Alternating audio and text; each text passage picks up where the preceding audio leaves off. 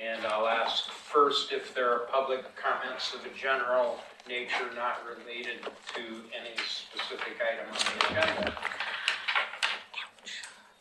And barring that, we will move forward to the public hearings. We have two public hearings on land use applications scheduled tonight. I'll start over. Two public hearings on land use applications are scheduled tonight.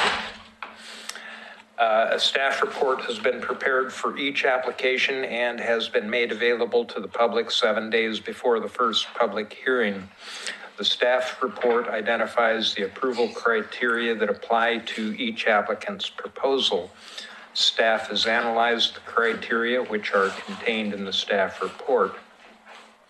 The quasi-judicial hearing procedure that the commission will follow is set out in state law and in the Oregon City Municipal Code. The hearing procedure and steps are shown in the chart on the wall for your entertainment. Anyone wishing to speak should fill out a speaker's card and give it to the planning staff before the hearing. Speakers will proceed in the order in which their card is received. You should fill out your address on the card so the city will notify you of its final decision. For the public record, please begin all testimony with your name. Testimony and evidence should be directed toward the applicable approval criteria. If you believe other criteria apply in addition to those addressed in the staff report, identify and discuss those criteria and explain how and why you believe they apply to the application under consideration.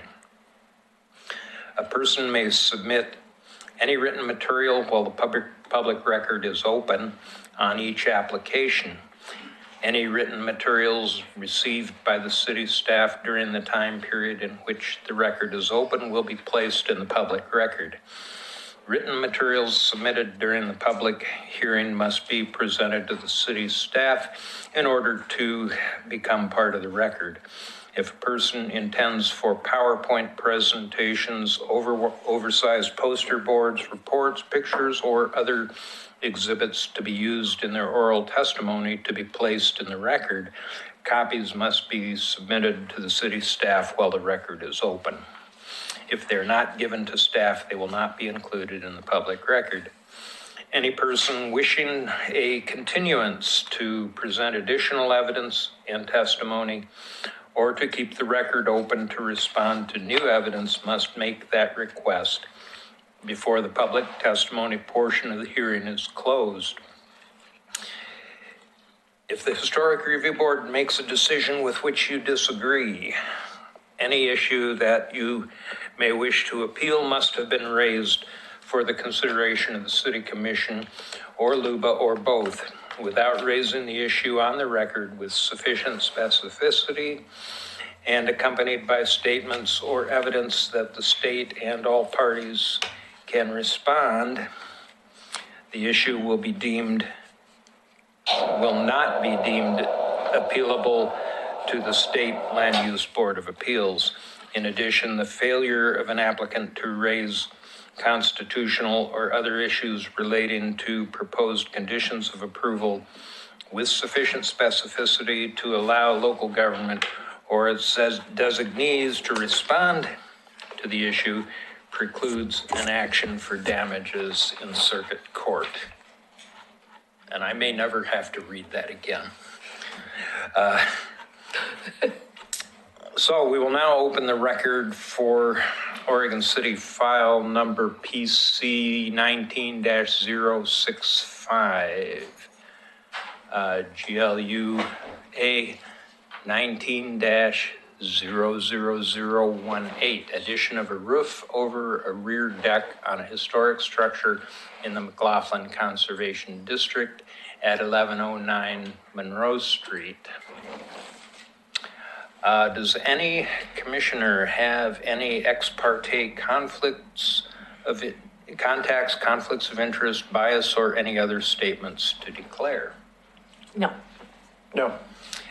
And I do not either. I will say for the record, however, that I am a licensed real estate broker, and in that capacity, I assist buyers and sellers of residential property throughout the area, including some in the Kanema and McLaughlin districts. The property under review is not for sale, and as a result, there is no actual conflict of interest. While I do have expertise in the market values in this area, any decision I make will be based exclusively on the applicable approval criteria. Have the commissioners visited the site? Twice. Mm-hmm. Yes. And I have also. So we can now commence with the staff report.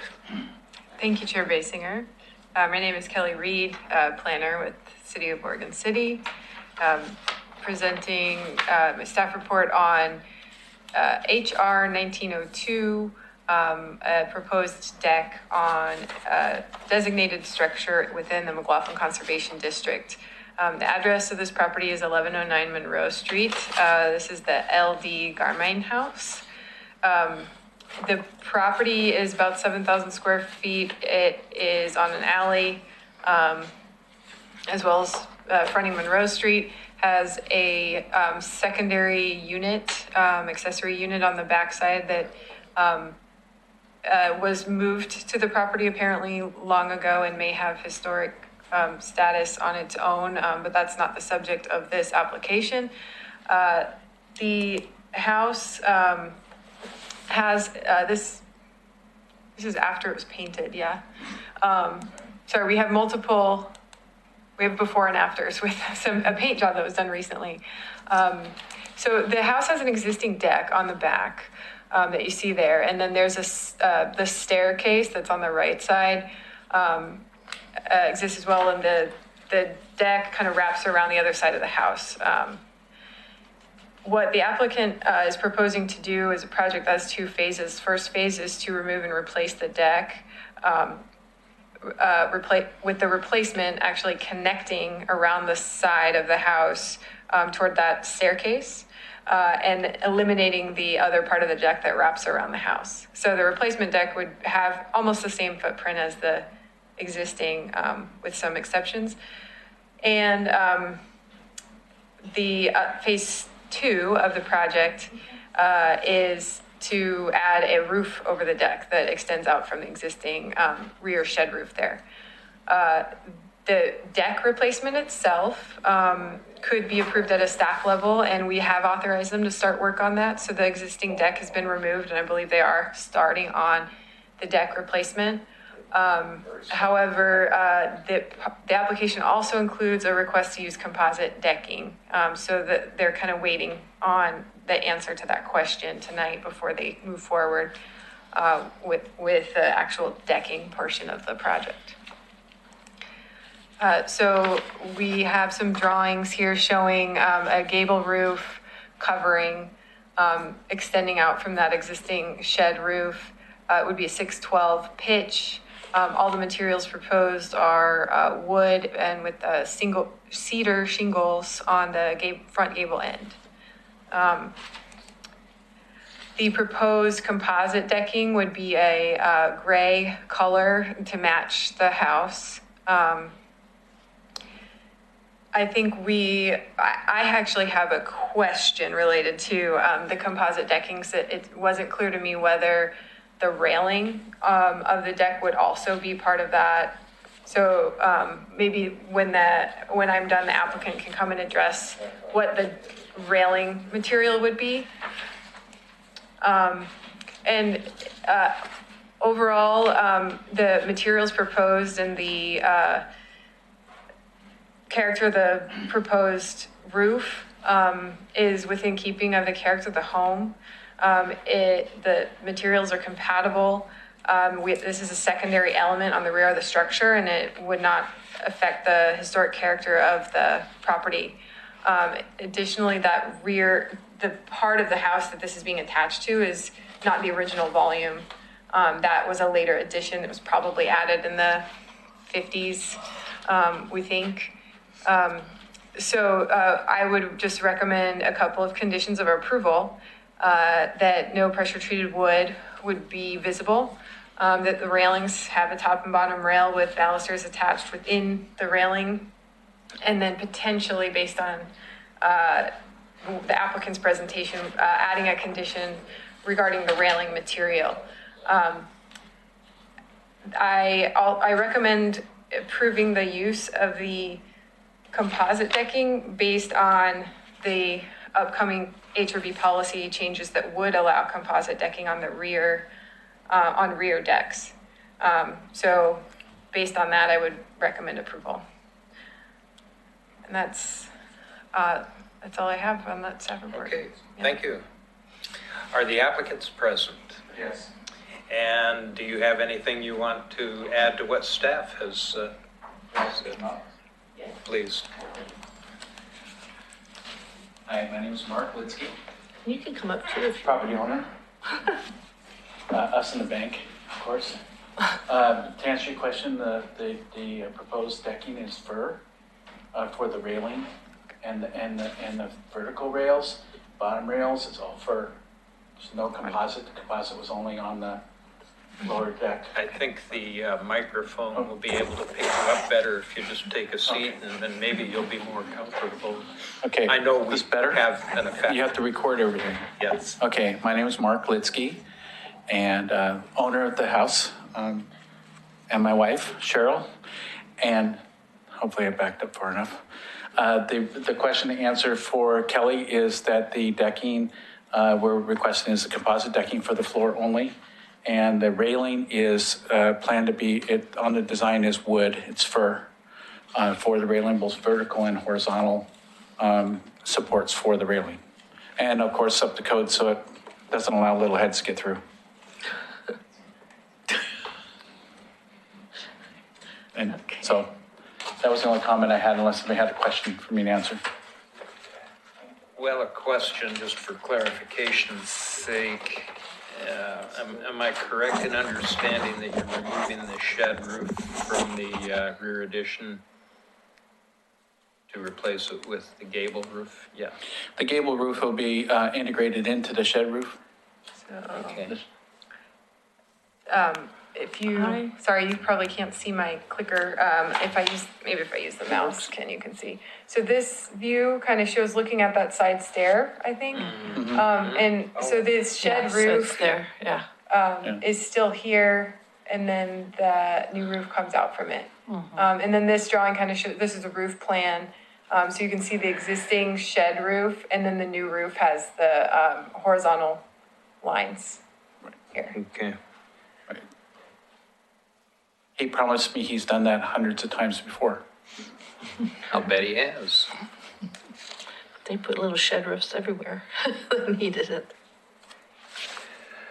Any other questions? No, I think it's pretty straightforward. Okay, if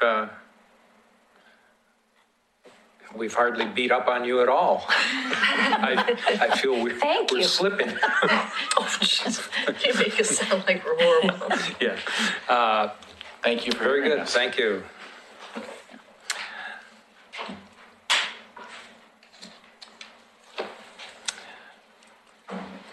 Denise, are you going to submit a card? Okay. She's gonna help us out. Well, they submitted. Thank you for that. Okay. They submitted a thing in writing, MMA. Yes. Okay. If there's no further public testimony, we'll end the public testimony portion and move to discussion or deliberation. Board members, speak. I don't really have, We're just reading the comment Problem. letter from the neighborhood association at the moment. well, about the bullnose. Bullnose on the stairs, which I think is a good suggestion.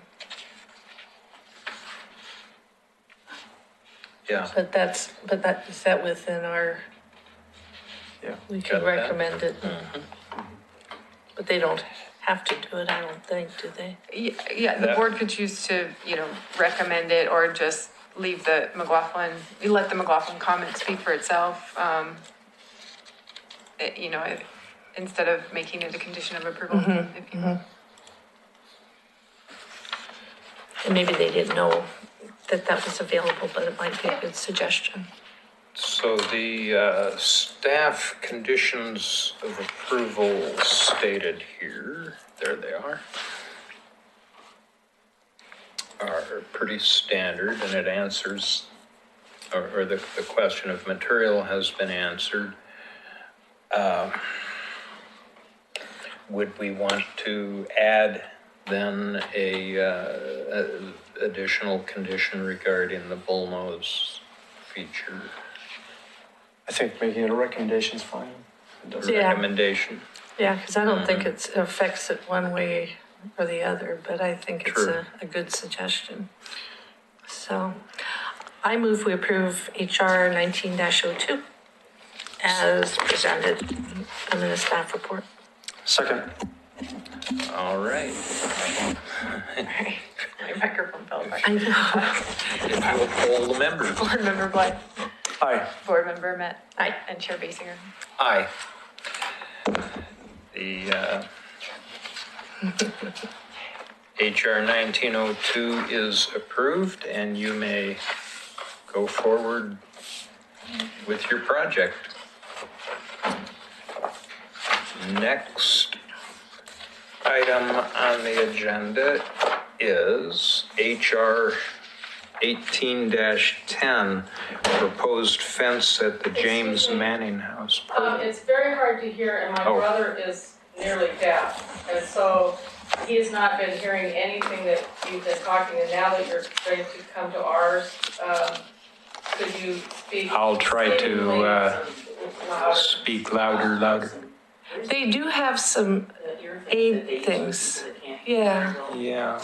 'Cause he has not heard any, even your opening where you talked about what to do and what to, it was, he couldn't hear any of that. Do you know what those are? Oh, there they go. Do you want to use those? You can hear? Where do we? Well, you will, but they're gonna be talking about it first, so. So that's just what, Great. Yeah, I knew they had those, so are we the only ones here? Do you mind if I move up there? you, You may. So, these, I think it's kind of quite loud right now, so that you can control the volume. That would, how I listen to Somebody it. say test. Okay, Test, Tess, test. can you hear what we're saying now? Yes, Good. I can't hear myself, but I can. Okay. Thank you. Okay, we are moving on to the next item on the agenda is HR 18-10, proposed fence at the James Manning House, a locally designated historic site in the McLaughlin Conservation District. Have commissioners visited the site? yes. As have I. Yes. In fact, when I was driving by, I was going so slowly, there was two kids up the street looking, and they're like, there's that lady, like casing the place. We will move forward with the staff report. Sorry, can you ask for the ex parte contacts part? Oh, I can. I thought that applied already. Does any commissioner have any ex parte contacts, conflicts of interest, bias, or any other statement to declare? No. No. Nor have I. All right. Now we'll Okay, have a staff thank you. report. That's the one. Okay, this one, it has a 2018 file number because it was filed long ago, last year, and put on hold while we were discussing the HRB policies, was wondering. not knowing how that would end up. Now that we are close to the end of that process and we know what the recommended new policy is for chain link, it seemed appropriate to bring this forward now. So this is 811 Jefferson Street, the James Manning House. It's colonial home in the McLaughlin Conservation District. The fence is existing, and so it's a rear yard fence, chain link covered in a hedge material, like artificial hedge material.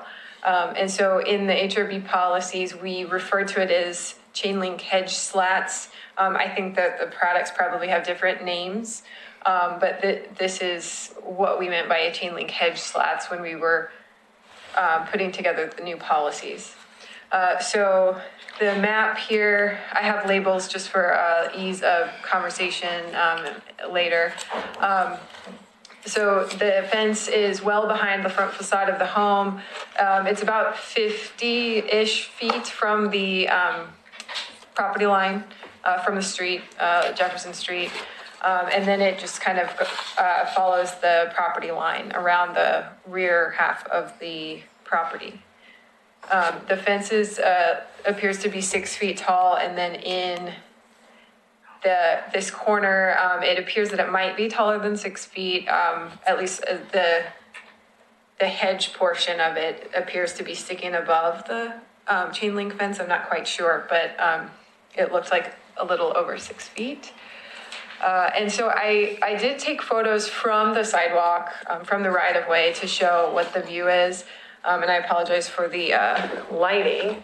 I'm trying to get our lighting here to dim so the screen is better. But so this is the right side of the house. You can see some of the fence on the side of the house between the side of the house and the property line.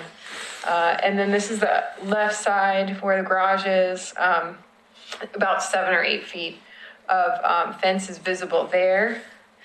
This fence along the sides of the property doesn't appear to be really visible at all from any public area. On either side of the property, so this property here with the 4 addresses on the corner is a fourplex that is not a designated structure. 809 on the other side of the property is not a designated structure. 818 behind the property on John Adams Street is a designated structure. And so this photo, I believe, is from the yard of the house behind the subject property. So you can see the back of the fence, and it's sitting on a retaining wall because that property is considerably lower in elevation than the subject property. And then if you're on the right of way of John Adams, at the house behind the subject property, looking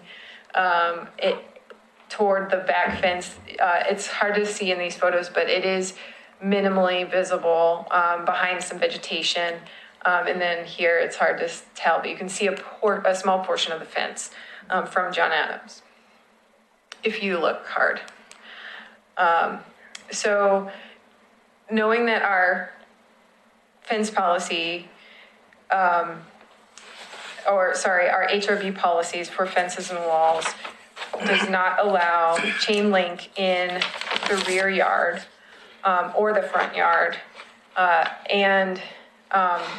Considering that the new policy also would not allow chain link at all, including the hedge slats, staff's recommendation is going to be based on those policies. The board, of course, has more discretion than staff, but my recommendation is kind of coming straight from those policies. And so the conditions of approval based on that are to place a screen of solid wood in front of or attached to the Jefferson Street facing sides of the fence. So that would be A. And then either place solid wood boards on the back of the fence facing the yard at 818 Jefferson, or replace the rear fence entirely with a fence that meets the HRB policies. And there's a list of different fencing that does meet the HRB policies. And this condition is referring to this back section labeled B. And if the HRB does want to keep those conditions of approval, I would recommend maybe allowing a period of time to come into compliance with those. And then the second condition would be to reduce the height of the fence if it in fact does exceed 6 feet, to make sure that that's trimmed down to be 6 feet. And I'm available for questions. Okay. Would the applicants like to say anything here? Please begin by stating your name for the record. Wade Owens and my sister Susan Owens, Susan Ager, excuse me. It's like trying to speak into a cavern. If you could put that outline back up there again. Okay. I have one thing that you're not correct on. On the fence on our side yard with the fourplex there, that's not ours. That fence belongs to the back of the yards of that fourplex. We have a space of maybe at the very end where those two green lines come together now, that has maybe 5 feet where their chain link fence ended and we turned and came to it. Now, when you show the picture from the front, that's on the right-hand side, which is the north side, and you're talking about the chain link fence there, okay, what you're seeing is not the fence. Believe it or not, my father built a dog pen with a chain link fence around it in the 1960s when I was still in high school here. And then this is how we found out about this material. My sister before we ever built the fence or even took the old fence out, she came up with this material and stuck it in that fence around that thing. And so just to show us what it would be like. And so that really isn't, when we built the fence that you're talking about it here, we started right down at the back corner of the north side, like I say, maybe 5 feet, just had to turn a corner, and we had the guys that built the fence itself, the actual chain link part of it, put that in and just run it to where the other fence started that belongs to those people. So ours just has, I think it's 145 feet along the back, and maybe 5 feet turn, and then it comes up to the side on the south side. And on that one, that part is part of what we built at that time. So, actually, the chain link fence is shorter than those things. My sister wanted to build up higher to hide it to see what we could do with it. So it's sitting on some airplane wire. We put a L bracket up on the chain link fence and raised it and ran some airplane wire through it so Susan could weave this stuff into it to hide I don't know, to hide the people next door a little better, I guess. Well, we were having people come into our yard and going back where we kept our, like yard tools and so forth, and we were having a problem with them coming in and just helping themselves. And then we were also in that area, we also have a lot of animals. Well, there's a lot of skunks in the area. And so and other critters. And so we were trying to keep the critters out of our yard. Last thing you want is skunks. But we were having trouble with adults and other people coming in and just helping themselves to our stuff. I just thought I'd start with changing the record on that.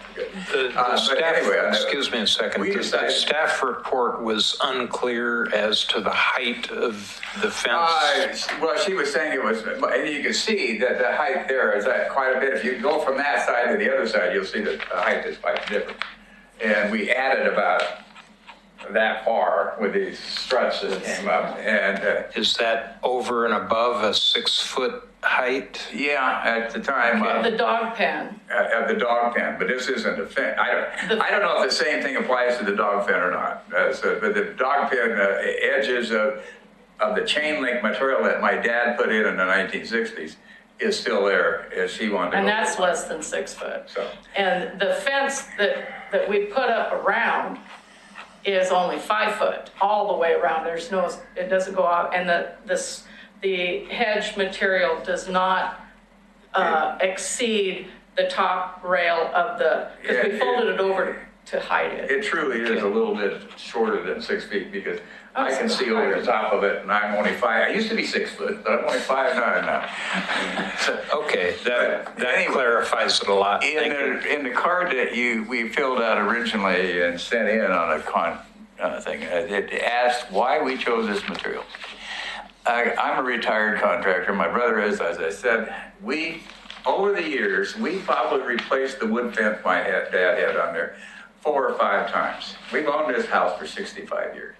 And all the wood fence, I don't care what the pressure treated posts, the wood in the railings, they kept rotting out. It was almost impossible to get paint on the things because, partly because of the style my dad bought, but partly just because there's no place in the back. There's about this much room before you go over a 10-foot thing, and there's just no way to get back there to do anything. And at 70 or 75, I didn't want to do that anymore.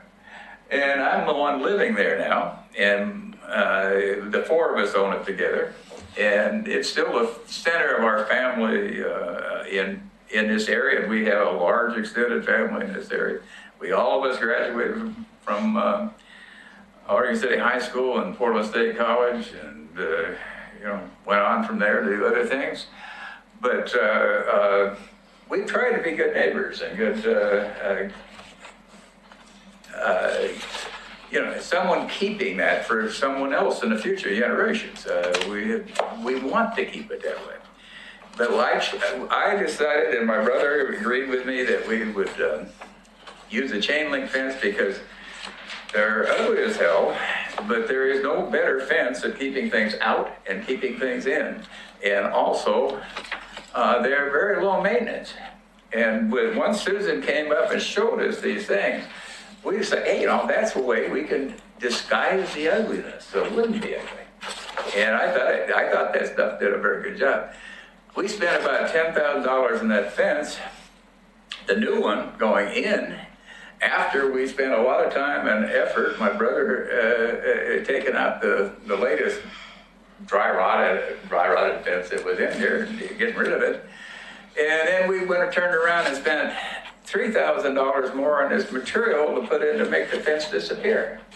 We could make the top rail disappear. We could make the post disappear.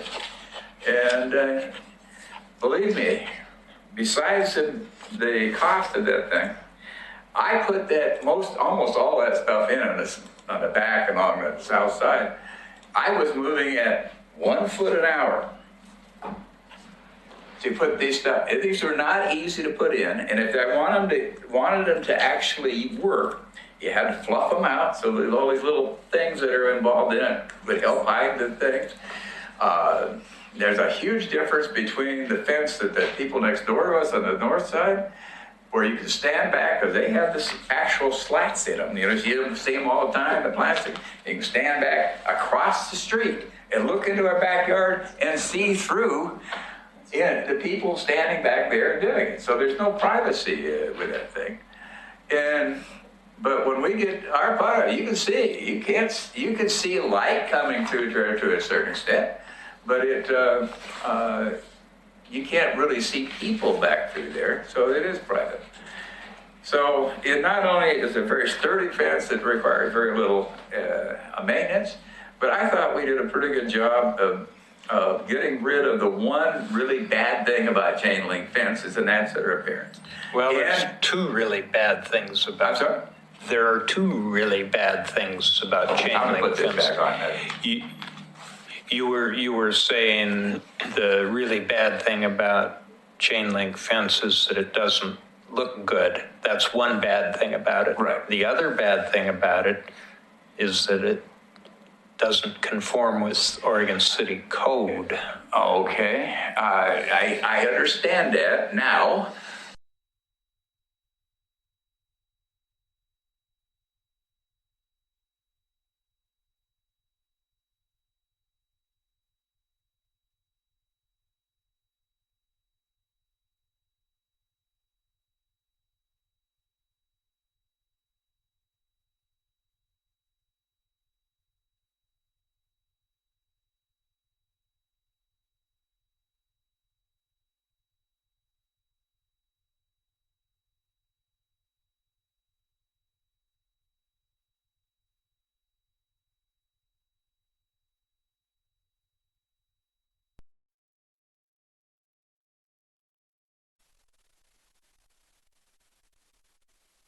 resume now. You were merely stating why you didn't believe that there would be a code conflict because over here it was that way and over there it was that way, and you're just in between. Basically because of the maintenance reliability of the chain link fence. And for me, what we did with the chain link fence part of the fence was we built the bones of the fence. But the inserts we put it in are really what attracts the eye and what is there. You know, I'm wearing bones underneath me, but we don't see that because of my fin. I honestly thought, and like I said, I never would have gone for a chain link fence before I saw that stuff because I never liked the look of it. But I've never run across a fence that works as well, or as strong, or as maintenance-free as that. So the only thing I ever could say against a chain link fence was that they're ugly. But once if you could do away with that, I thought, well, hey, they finally did it. Hence, this is what we look at every day since the 1960s. This is what we look at. And we are a designated place. Now, And we have it on this side and this side. Now, I never dreamt that, or I guess I misunderstood when we looked at things, but in our backyard, which is not visible from the street, I thought we could put up a fence that was to our needs. And, I understand now that we were mistaken in that, but at the time, I did not. So you just said that fence has been there for 50 years? This fence doesn't belong to us. I know. But you said you've been looking at it since the 1960s? Well, it probably... Well, it's whenever the place was built, but we can't control what our neighbors are doing. Well, what I'm getting at is the question of whether that fence was there before the code was adopted. The house was built, or the fourplex was built, we'd have to I look it up. understand it because it's a commercial building. Yeah, and it was before I understood that it was before the historic district came into play. That's probably true. And in the McLaughlin district, if a structure is not designated, then the fence policy is not applicable. And so chain we link as a is designated, permitted. Okay. So we as a designated, we have to look at this, and we have to look at the other side, but we have to comply with code rules that they don't have to comply with. And I mean, it's difficult. I mean, it's butt ugly. This one here is from in our backyard, what we have to look at to the north. Same I mean, it's all that fence and they're slats. And so we were compliant. We thought, well, they got cyclone here, we got cyclone here. We extended across the back, but the neighbor in the back, his first question to me when I was out in the yard, and he said, I see you put up a fence. And I says, yes. And he said, well, what about my privacy? Well, first of all, I never realized that I was responsible for his privacy. He bought a house that was down below. But, we try to be good neighbors. And so I told him, I says, we already have these, I said, we're going to be doing that. But, we just completed the fence. It's the beginning of winter.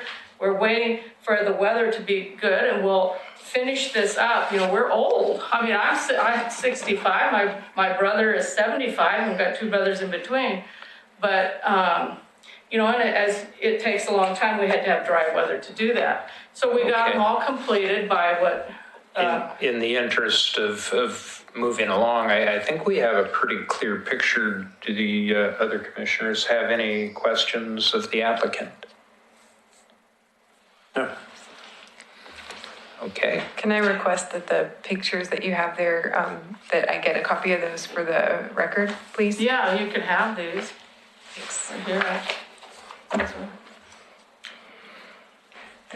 Thank you so much.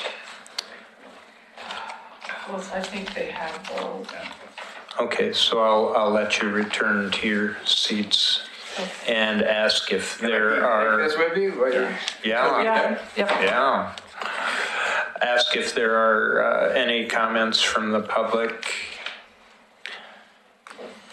I guess that would be you. I'm not here for Okay. testify at all. Okay. I'm observing. The McLaughlin Okay. group has submitted their comments, whatever they are. Right. Yes. The letter. You're looking at the letter? Oh, God, this thing is, I read it earlier. Here, the public comments. Yeah.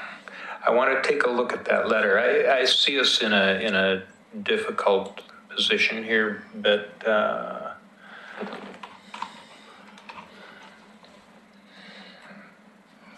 we go. Nope, that's Bob Light. And here we go. Yeah.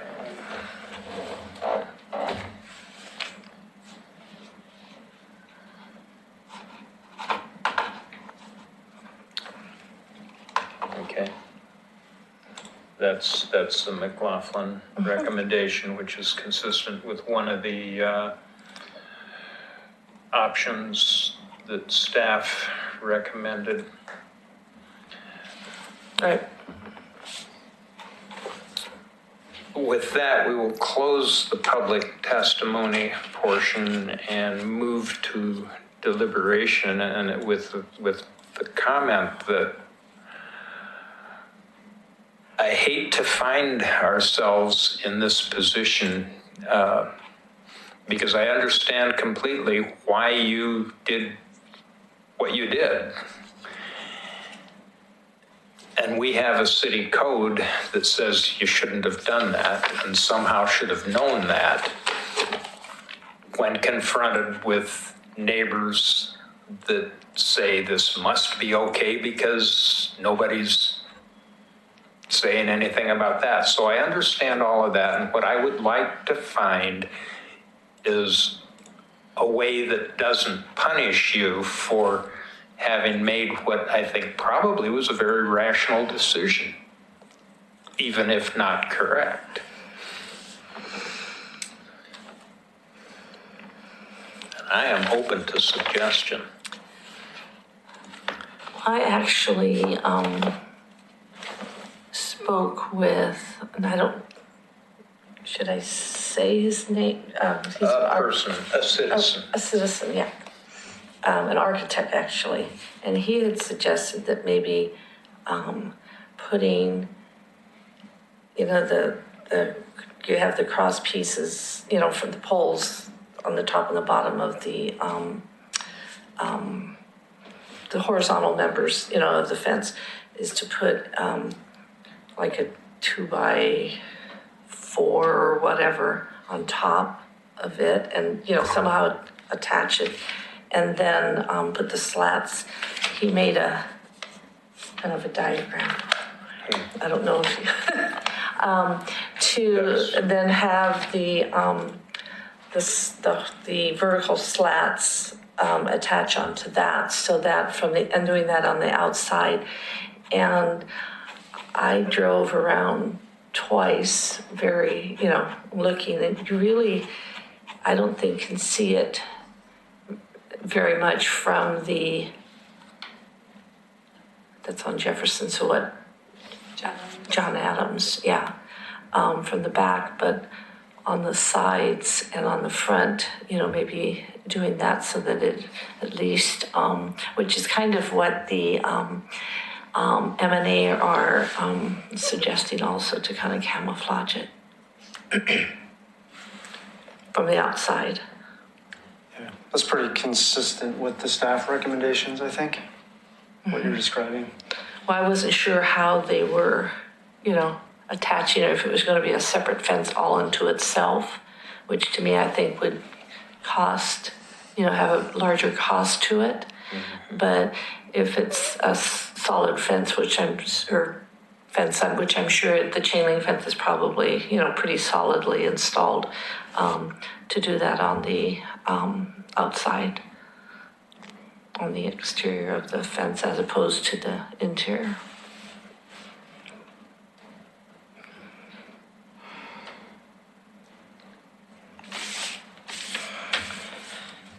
Yeah, I'm very sympathetic to the financial burden and understand the desire for the fence for security and the reasons listed. But I don't think we can just allow it to remain based on, ignorance of the policies. Yeah, because it sets a precedent. Yeah. Is there any funding through the grants that, I don't know if this would fall under the guide, the parameters of what the grant money can be used for? I don't think there's a precedent for using the grant funding for any type of fencing. That being said, the board, it's your grant program. Do we have funds still? We have, any grants would be in the new fiscal year. So Right. yes, we Right. do. We have a whole fiscal year's worth. Okay. I think we awarded one grant last meeting right. that would fall into that. So it might be a little under 5,000 at the moment, but yes, there's funding. But the board would have to, decide that that's a authorized project, for that grant funding. I just thought I'd ask, as far as helping them. Yeah. I know it's a matching, right? It is. So. One other option that I thought about was trying to utilize landscaping on either side of the house that would block the view.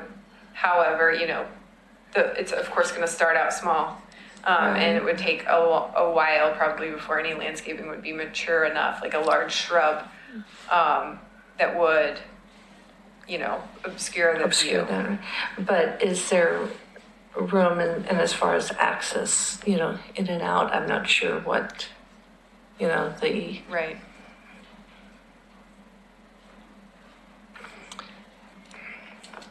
I mean, I have empathy too with that, but... Am I correct that there was a code complaint filed by a citizen on this? That is how this was initiated, right? Mm-hmm.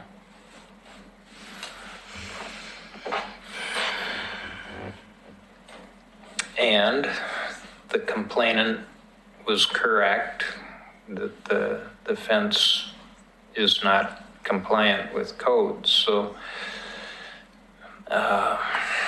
we owe a certain measure of respect to that as well, to the complainant as well as the code itself. Well, and I don't, we didn't know this was in the offing, when we made our decision as far as, when we revisited the fences and walls policies and stuff, so. No, and it wouldn't have been appropriate to take it into consideration. Well, and in a that's what I'm just saying, is specific that, case. Yeah. we didn't know this was coming up when we, and that's been a pretty consistent policy. I think we just kind of reemphasized and, it's always been on the not approved list, so. What kind of a lenient time frame are we allowed to grant for compliance? That's up to you. I mean, we've done... This is uncharted waters. So when there's... when staff, for other code enforcement cases, we send staff sends letters notifying folks of a code violation. And I think we typically use like a 30-day, you must respond by, and then we work with them to come up with a compliance plan. I think, and that compliance plan can have a timeline to it. I think the board has a lot of flexibility in the time frame in this case. And if through hardship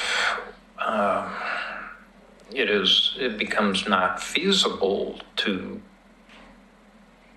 bring it from where it is into compliance, what happens? Well, in general, in the code enforcement case, if people either don't respond or don't meet their compliance plan, then that's when it gets turned over to the code enforcement department, who schedules a court date, and then it's dealt with through municipal court, and the judge can assess fines. Yeah, that's like sending people to debtor's prison. I have a question. Should we discuss whether the entire fence needs to be camouflaged? And to me, it looks like, when you drive by, it kind of looks almost like a camouflage, fence. But by camouflage, I mean by covering up the, what's there now with wood on the exterior. Plastic slats. Yeah, but can we, is it required that we do the entire perimeter, of the existing fence now?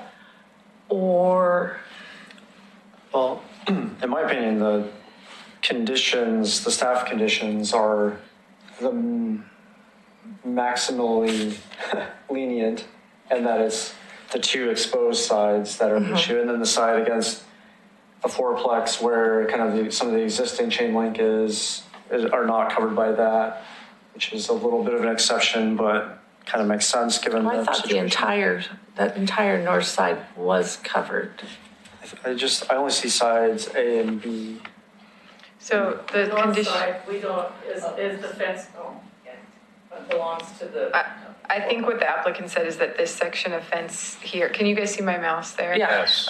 So this section of fence actually is not the hedge fence. It's the slat fence belonging to the neighboring Oh, property. the red.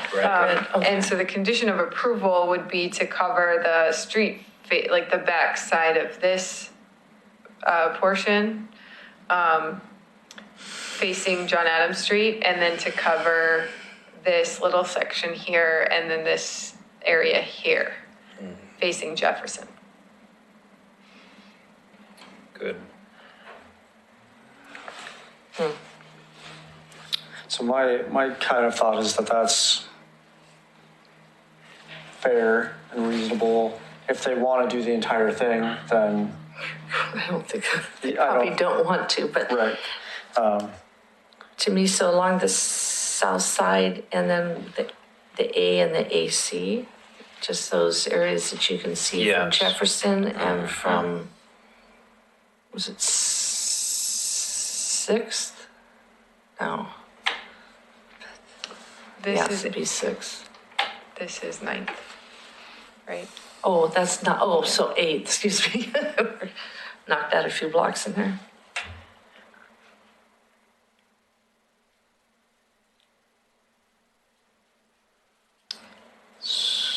So. Are you looking at the recommendation? Yeah. It's usually at the, I'm just trying to get to the page that I'm seeing over there, so I don't have to look over Grant's shoulder.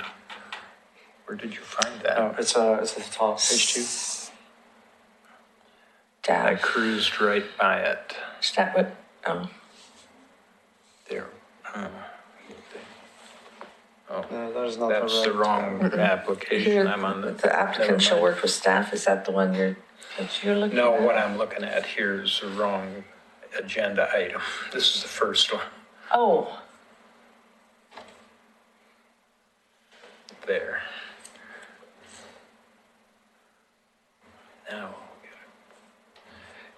I'm having a computer malfunction. There. That's where I wanted to be.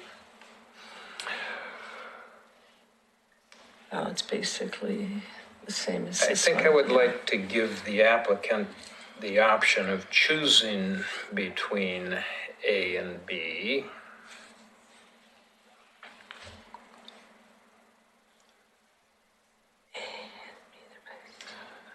And They are both.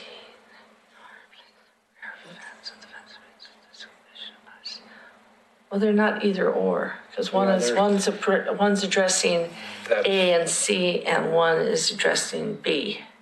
Right. Oh, I misunderstood that. You are correct. That makes more sense.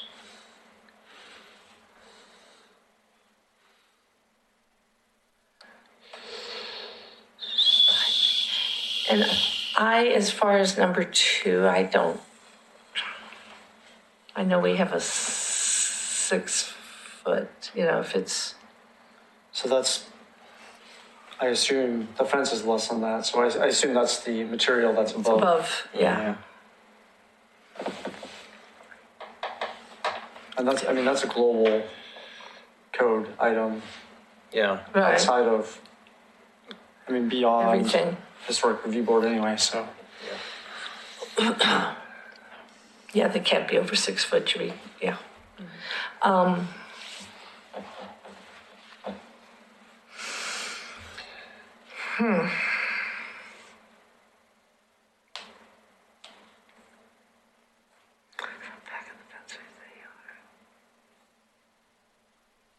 From staff,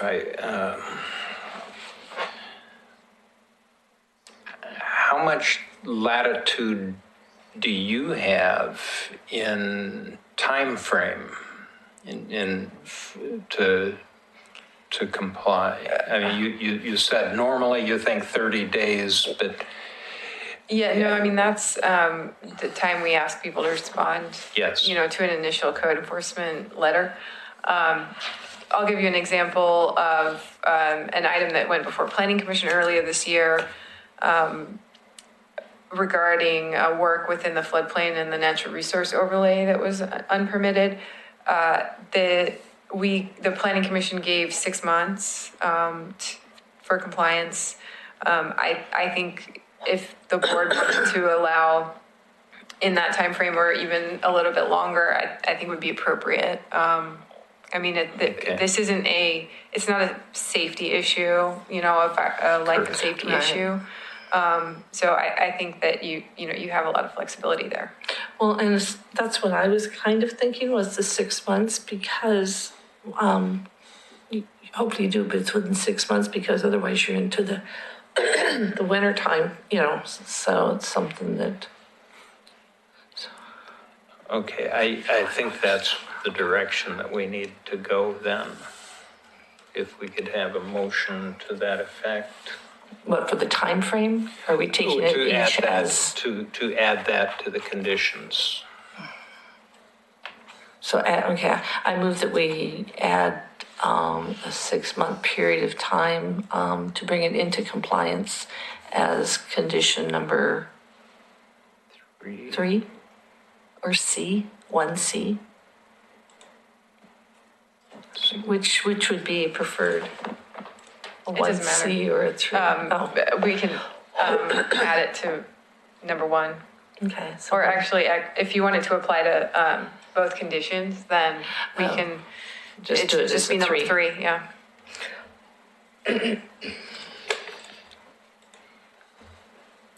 So moved as number 3 condition. Okay. So you've moved that we approve the staff recommendation with the conditions of approval in addition to the 6-month time frame.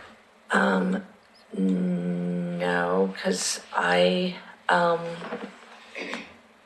still not convinced about B. Okay. So I'd like a little bit more discussion on that. Okay. As far as Tell me what you're thinking. It's pretty hard to see from, and I'm not, it's pretty hard to see from John Adams. And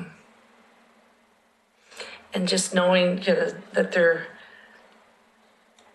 seniors and, and I know that Yes. we're giving them, the time frame, but not knowing their, situation. But I don't know if, again, that would be setting a precedent because, we don't want chain link in there. It's, I don't know.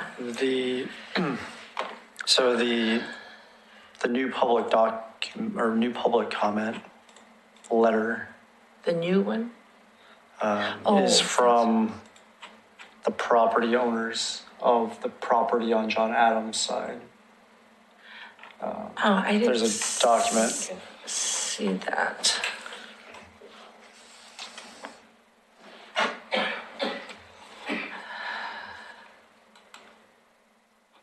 Oh, It's not additional, in this one. There's a separate that's new at the very. it's the very additional bottom. narrative, is that the one? It's the bottom. New public comment is the title of it. Oh, So you can scroll down here. The last two attachments please. under this item. thank you. Oh, way down. There we are. And so that's the property owners, and they're opposed to the chain link fence, but have offered to split the cost potentially or material cost of a wood Is fence. that under communications? Here, let me just, Yeah, so go to the item that we're on still. You're I kind of way think- down on the agenda.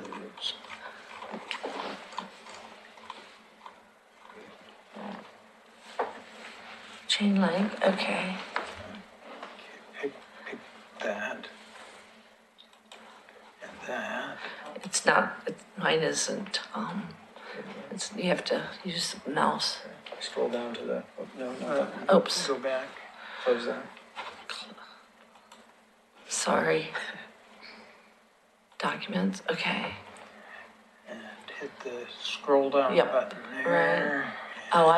New public comment. Yeah. Thank you. These computer things. View document. Yeah, there we go. So the neighbor who has the most direct interest in this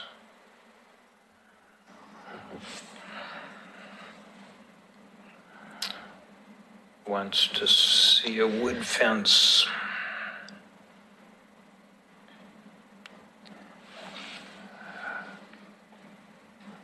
I think that applying the wood facing to the existing structure is a more practical approach than to remove Tear it it up. Oh, yeah. and Happy to discuss start it in from house when you- scratch, which seems to be what this property owner would prefer.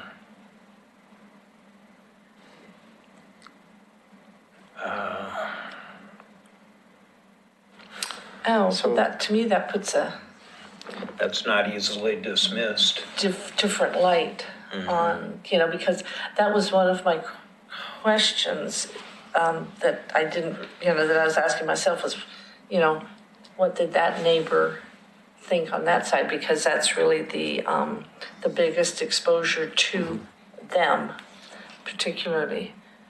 And can we ask if they, if the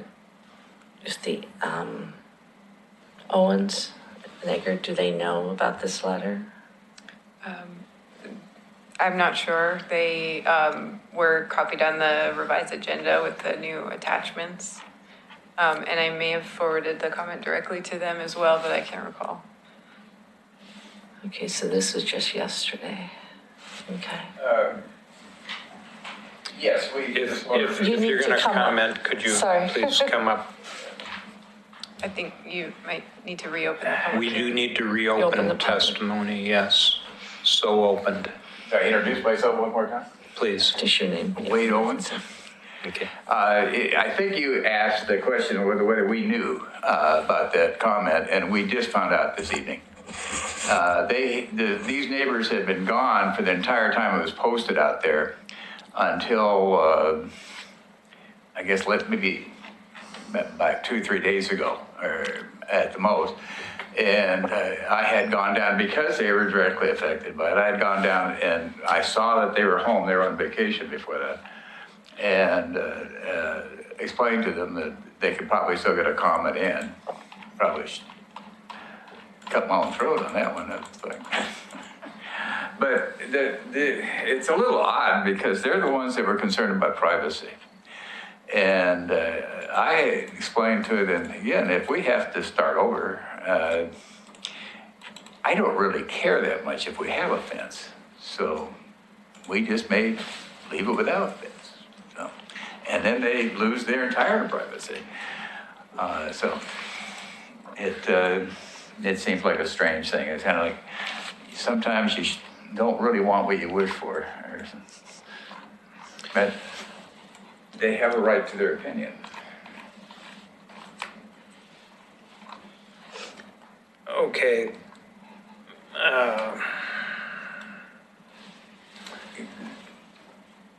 Can I ask one question? It's somewhat relevant, but the guy on the south side, 809 there, up there, we built our fence along his side. There's a small retaining wall on our side, it kind of goes up as it goes back toward the back. And I dropped it all the way, and the previous fence had been on the retaining wall. I dropped it behind it on our side, but I put it up high enough so that his dogs would be fenced in, so he didn't have to buy to build another fence up there. And he's the one with the chain link fence on the back of his property that's covered in ivy right now. He's hard to see. But since he is not under the same constraints that we are, we had toyed with the idea, if we have to give this thing up, to just give him the materials and let him put posts in and move the thing from our property to his property. Now, can he do that? No. Oh, okay. He's not that property's not designated.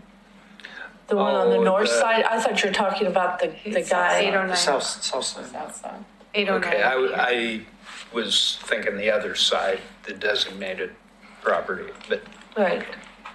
So this property at 809 could use that material. So I didn't hear all that. He is constrained anyway. That doesn't make any difference.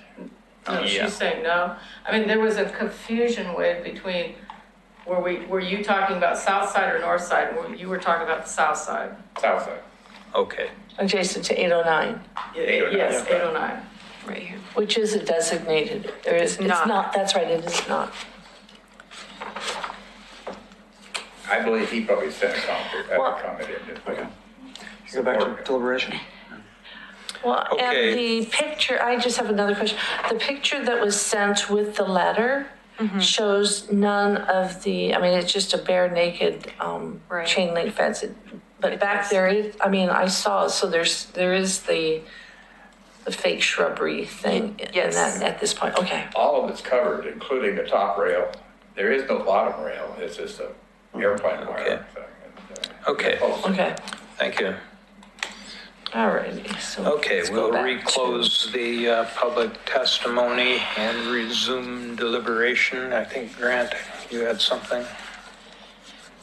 Yeah, I guess given the public comments, given the policies, I don't think that there's a great deal of latitude that we can do here. I think that the staff's comments give them the maximum flexibility to find an economical way to resolve it, potentially leaving the posts in and things, but anything more lenient than what the staff's recommended, I don't think that we can allow within the bounds of, Right. what we can do, so. I'm sorry, I did just realize something, based on a comment from the applicant. Another solution, would be no fence, right? And so the way the condition is written, in 1B, says replace the rear fence with a fence that meets the policies, but might want to also give the option of just complete removal as an option. Yeah. And I think since the application is for the fence, I don't know if we even need to add that. Because you can always get a project approved and not follow through with it. Oh, that's true as So- well. I guess, I don't know. Yeah. True enough. And the 6-month time frame? Yeah. Yep. And can they and I don't know if it needs to be, needs to be in the recommendation, but we can advise them to check in, because it would have to come to us about if, for the grant funding, you know. Sounds like their neighbors are willing to help with the cost, so. Right. Yeah, I don't know if we And can, that's not really in our purview either, so. I don't know if we can make the grant work, but given that it's replacing a fence that was there for a long time, that was rotted, maybe they can look into it. I don't know. Yeah. I don't know. But I mean, that's something It's that possible, they, but but then it would have to come back to us anyway, correct? Yeah. So, but I think it's having them explore it with the neighbor from the sounds of the letters, so. Yeah. all right. So, So I'm looking for a motion that we can vote on. all right. So I move to approve PC 19064 HR 1810 application for chain link hedge fence at 811 Jefferson Street with the staff's recommended conditions of approval, along with the addition of a Number 3. 6-month time period to meet the conditions of approval. I second it. All right. Moved and seconded. Board Member Blythe? Aye. Board Member Met? Aye. Chair Basinger? Aye. All right. I do have, and I don't know, I was reading through the file, and there's the historic report, that's on file, and it talks about, I believe, he worked for Burmeister, and it says Anderson. It should be Andreessen. Just, you might want to just make a correction in there. Okay. Item 3C on the agenda is PC 19-066, Historic Review Board Policy Changes. And I would like to recommend that we continue this until we have a full board to And I don't, discuss and vote on this. this isn't a quasi-judicial hearing, so I don't think that we need to continue to a date certain for that one. Okay. But we can agree to We're add trying it to to the keep next it on the agenda. same timeline so that it's, Right. so we can, Right, so we don't Yeah. delay it. just to share with you the timeline, the city commission resolution is scheduled for August 7th. So that would still, if we wait until July to finalize policies, that still works. It doesn't affect the timeline. Also, we have a small amendment to chapter 1740 of our code that we are running as a legislative amendment. There are 2 sections of chapter 1740 that deal with HRB policies, and they conflict with each other. So we caught that, and we'd like to correct it along with the new policy changes. So that amendment is included in this packet, but the schedule, thank you so much. The schedule is such that the Planning Commission would have a hearing on July 22nd, which would be before our next meeting. And so the board wouldn't get a chance to comment on that, although that being said, it's simply a code cleanup because of that conflicting language. Well, I will be here for July. How about? I'll be here for July. And we don't have to attend the meeting on August 7th, the city commission? No, you don't. I'll be out of town then. You don't have to attend Okay. that, no. You'll represent us, I'm I sure. will. Well, let's wait then. Let's put this off until the July meeting. And Hopefully everyone's going to be here. yeah, if not, we'll go ahead and we won't be any different than we are tonight. We could do it. But I think they ought to be here. If possible. Yep. And the same, I think, with item 4. You don't think we can elect them in I think absence? they might be. An abstention. I think we've done that in the past. You know, Sean. But I agree. We should have more members here when we set out to elect a chair. And that's something we don't need. We just need a recommendation. We really don't need a motion or anything like that. I don't think so. If you all are okay with Ken acting as chair at the beginning of the next meeting, and yeah. Yep. Okay. We've put up with him all this time. Yeah, you can put up with anything. Communications. I would like to introduce Lydia Ness.